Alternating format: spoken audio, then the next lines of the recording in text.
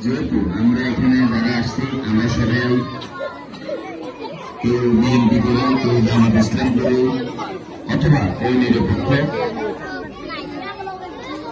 উপস্থিত হয়েছি একটা ইফতার মাহফিলে। আমাদের এখানে যারা আরো অনেকে উপস্থিত হওয়ার কথা ছিল, বিশেষ করে আমাদের পাশে পশ্চিম পাশে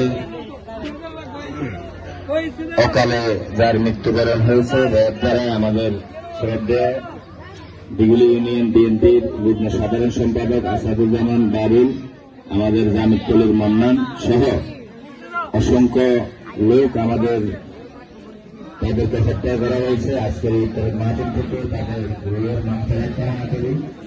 পাশাপাশি আপনারা যারা আমাদেরকে দাওয়াত দিয়েছেন, আমাদেরকে দাওয়াত দিয়ে আমাদেরকে সম্মানিত করেছেন, আমাদের অনেক নেতৃবৃন্দ এখানে উপস্থিত আছেন। আমি যারা উপস্থিত হয়েছেন সবাইকে ধন্যবাদ জানাই এবং আমাদের আরো অনেক নেতৃবৃন্দ উপস্থিত হবেন।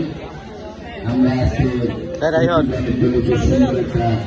সবাই খুব সুন্দর করে অংশগ্রহণ করবো এবং যারা এত কষ্ট করে আমাদের এই পেশাটিকে আয়োজন করছে তাদেরকে অন্তরে অন্তঃস্থল থেকে ধন্যবাদ জানাই।